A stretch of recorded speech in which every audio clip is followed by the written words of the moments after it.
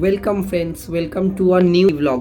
তো আজকে আমি আমার ব্লগে শেয়ার করতে চলেছি যে আমার ননী সোনাকে কী করে গরমকালে সেবা দেই।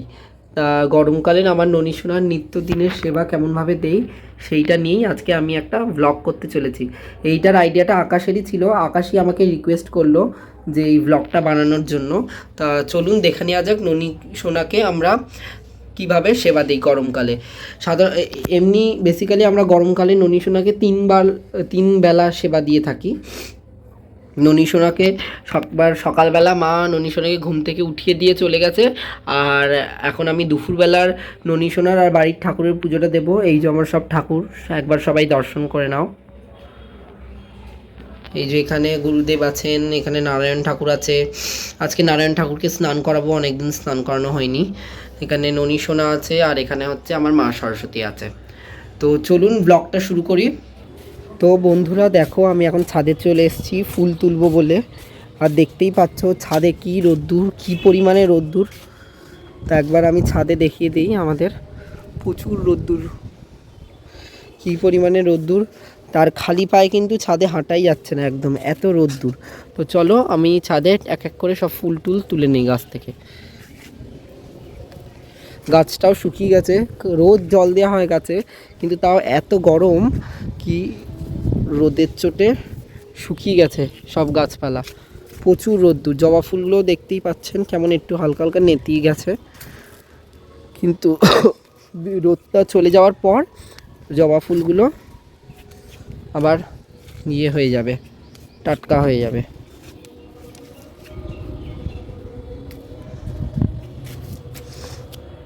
তো বন্ধুরা দেখো, তোমাদের সাথে একটা জিনিস শেয়ার করি।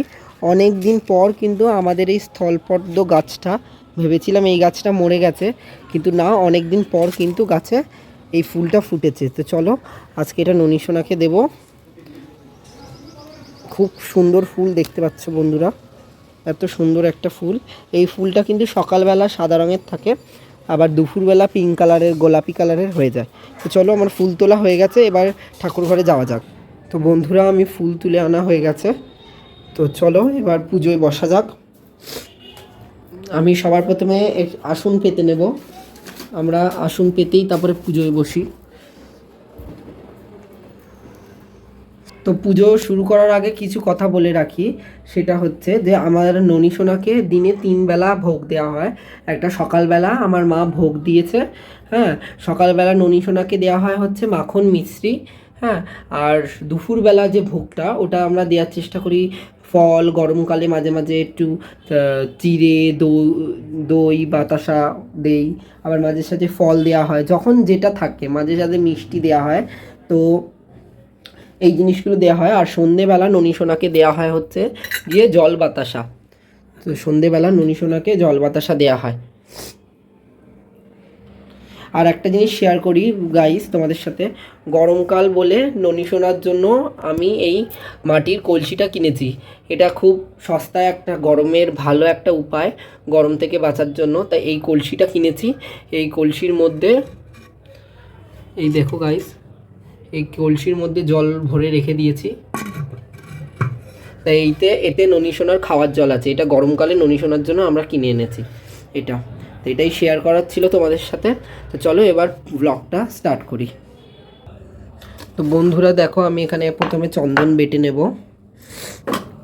আর এর কোটোর মধ্যে তুলসী পাতা রাখা আছে। এই কোটোর মধ্যে তুলসী পাতা রাখা আছে। তাই তুলসী পাতা ননী সোনার জন্য আগের থেকে বেছে ধুয়ে রাখা হয়। আমাদের সপ্তাহে 2 দিন ফুল আসে, কেনা ফুল। একটা হচ্ছে বৃহস্পতিবার দিন আসে, একটা হচ্ছে সোমবার দিন আসে। ওই দিন আকন্দ ফুলের মালা আসে শিবের জন্য, তারপর বৃহস্পতিবার দিন ঘট পাতার জন্য যা যা পান কলা লাগে সব কিছু আসে। তাই তখনই ওখান থেকে তুলসী পাতা বেছে আগের থেকে রাখা হয়। আর এরকম কোটোর মধ্যে রাখলে না তুলসী পাতাগুলো টাটকাও থাকে বেশ। তো চলুন আমি চন্দনটা বেটে নেই, তারপর আপনাদের সাথে কথা হচ্ছে। তা বন্ধুরা, নারায়ণ ঠাকুরকে স্নান করাবো, তার জন্য জল রেডি করে নিচ্ছি। জলের মধ্যে সবার প্রথমে দেব একটা তুলসী পাতা, তারপরে দেব হচ্ছে অল্প একটুকুনি অগরু, আর দেব অল্প সামান্য একটুকুনি চন্দন। তা বন্ধুরা, আমার জল তৈরি হয়ে গেছে। এবার নারায়ণ ঠাকুরকে স্নান করিয়ে নেব। ওম নমো ভগবতে বাসুদেবায় নমঃ, এই মন্ত্রটা বলতে বলতে নারায়ণ ঠাকুরকে আমি স্নান করিয়ে দেব। ওম নমো ভগবতে বাসুদেবায় নমঃ। ওম নমো ভগবতে বাসুদেবায় নমঃ। দেখো গাইস, আমার নারায়ণ ঠাকুরকে স্নান করানো হয়ে গেছে। স্নান করে একটা নতুন কাপড় পরিয়ে দিয়েছি। আর দেখো কত সুন্দর লাগছে আমার নারায়ণ ঠাকুরটাকে। এবার আজ যেহেতু বৃহস্পতিবার, তার উপরে তো আমি মা লক্ষ্মীর এই ঘরটাকেও আজকে আমরা পাল্টাই। বৃহস্পতিবার দিন সবাই মা লক্ষ্মীর ঘর পাল্টায়, তো এই ঘরটাকেও পরিষ্কার করব আর এই আসনটাকেও পাল্টাবো এতে। তারপরে ননীসোনাকে স্নান করাবো। স্নান করিয়ে ননীসোনাকে দুপুরবেলার খেতে দেবো। সকালবেলার ননীসোনার রুটিন বলতে এমনি কিছুই নয়। সকালবেলা ননীসোনাকে ঘুম থেকে তোলা হয়, তুলিয়ে তারপরে ননীসোনাকে মাখন মিছরি দেওয়া হয়।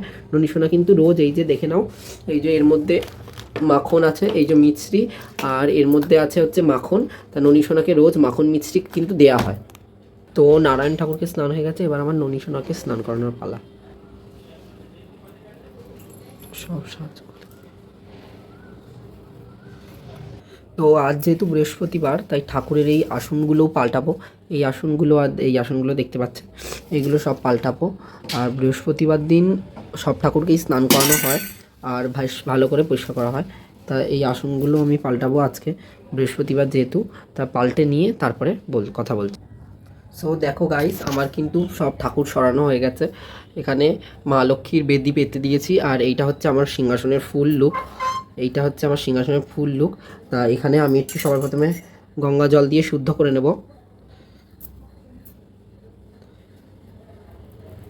আমার গঙ্গা জল দিয়ে শুদ্ধ করে নেওয়া হয়ে গেছে। এবার এক এক করে সব ঠাকুরদেরকে আমি এখানে বসিয়ে দেব। এইটা হচ্ছে আমার মা সরস্বতী। এক এক করে সব ঠাকুরদেরকে আমি বসিয়ে দিচ্ছি। এইটা হচ্ছে আমার বাবা মহাদেব। তো এবার মা লক্ষ্মীর ফটোটাকে আমি ভালো করে মুছে নিচ্ছি, পরিষ্কার করে একদম। প্রত্যেক বৃহস্পতিবার দিন কিন্তু মা লক্ষ্মীর ফটোটাকে আমি গামছায় গঙ্গা জল আর অগরু দিয়ে তাই মুছি মা লক্ষ্মীর ফটোটাকে। গাইস দেখো একবার কি সুন্দর লাগছে আমার মা লক্ষ্মীকে। আমার মা লক্ষ্মীকে কি সুন্দর লাগছে। এটা হচ্ছে আমার মা লক্ষ্মী সাজ আজকের বৃহস্পতিবার দিন। আমার মা লক্ষ্মীকে এরকম করেই আমরা সাজাই। এবার এখানে ঘট পাতবো।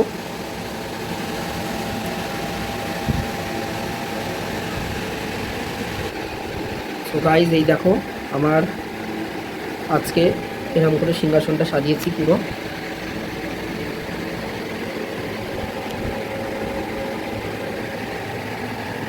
এখানে তিরুপতি বালাজি, তার পাশে হচ্ছে আমাদের মা লক্ষ্মী।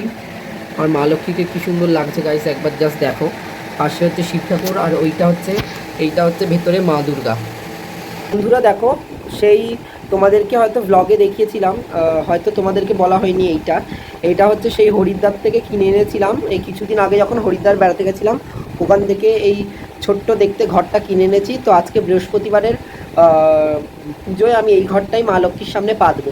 আসলে যে আমাদের পুরনো ঘরটা আছে, ওটার মুখটা না অনেকটা ছোট, একদম একটুখানি মুখ ওটা। তা ওদের উপরে কলা, আম পাতা, বেলপাতা দিলে না পড়ে যাওয়ার ভয় থাকে। আর এটার মুখটা হচ্ছে অনেকটা চওড়া, তাই এইটা দিলে একদম স্টেবল হয়ে থাকবে। তাই আজকের থেকে এটাই মা লক্ষ্মীর সামনে এই ঘরটাই পাতবো। তোমরা একটু বলো ঘরটা কেমন হয়েছে। তো চলো তাড়াহুড়ো করে ঘরটা পেতে নেই।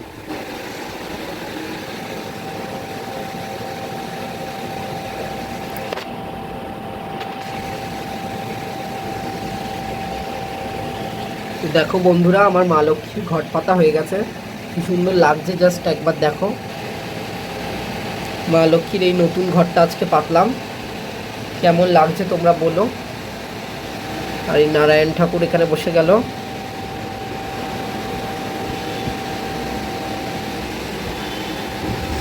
তো চলো, আমার বৃহস্পতিবারের লক্ষ্মী পুজো দেওয়া হয়ে গেছে। এবার গোপালের সেবা দেবো, তাহলেই হয়ে যাবে। তো ননীসোনাকেও স্নান করানোর জন্য একদম রেডি। ননীসোনার পায়ের নুপুর জোড়া দুটো খুলে দিয়েছি। আর ননী সোনার জামাটাও খুলে এখানে রেখে দিচ্ছি। তো এবার ননী সোনার স্নানের জলে দেবো একটা তুলসী পাতা, একটুখানি অগরু আর একটুখানি চন্দন, অল্প একটুখানি চন্দন। আমি ননী সোনার পুজোয় এই চন্দনটাই, গুঁড়ো চন্দনটাই ব্যবহার করে থাকি। এইটা মায়াপুর থেকে গিয়ে নিয়ে এসেছিলাম এই চন্দনটা, এটা মায়াপুর থেকে নিয়ে এসেছিলাম এই চন্দনটা। তা এই চন্দনটাই আমি পুজোয় ব্যবহার করি সবসময়। সবার প্রথমে ননী সোনার বাঁ পায়ে জল দেব, ওম নমো ভগবতে বাসুদেবায় নমঃ। এবার ননী সোনার ডান পায়ে জল দেব, ওম নমো ভগবতে বাসুদেবায় নমঃ। এবার ননী সোনার মুখে জল দেব, ওম নমো ভগবতে বাসুদেবায় নমঃ।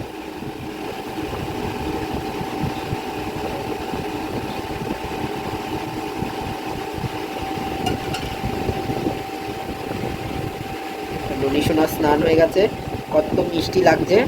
গরমে স্নান করে ননী সোনা কিন্তু বেশ আরাম পাচ্ছে। এবার ননী সোনার গা আমি মুছিয়ে দেবো।